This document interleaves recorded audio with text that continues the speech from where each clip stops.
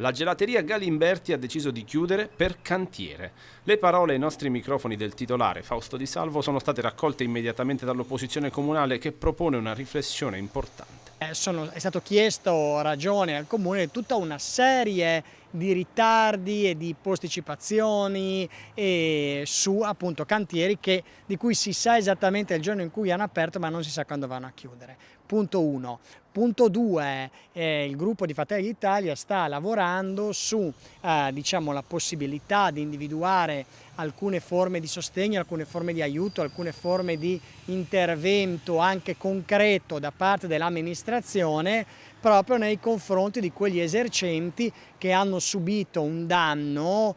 Lo svuotamento del centro per i comuni periferici e limitrofi da parte dei commercianti è un allarme che deve preoccupare. Govetto sostiene che le pacche sulle spalle non bastino più.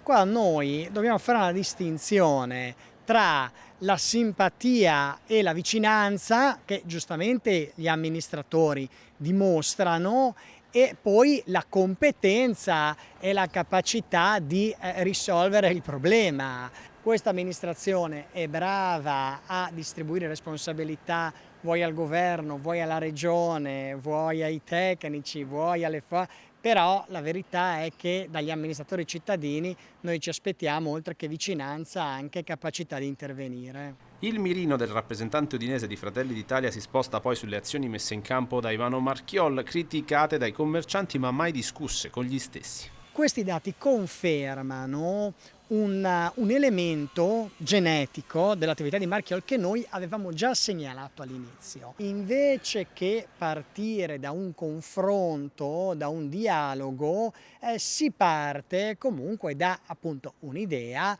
dobbiamo agevolare a tutti i costi le biciclette, i pedoni, eccetera, eccetera, trascurando però appunto tutta una serie di problemi. Allora, quello che noi diciamo è giusto, Marchiol segue il suo programma elettorale che però, lo ricordiamo, è stato votato da meno del 10% dei cittadini udinesi.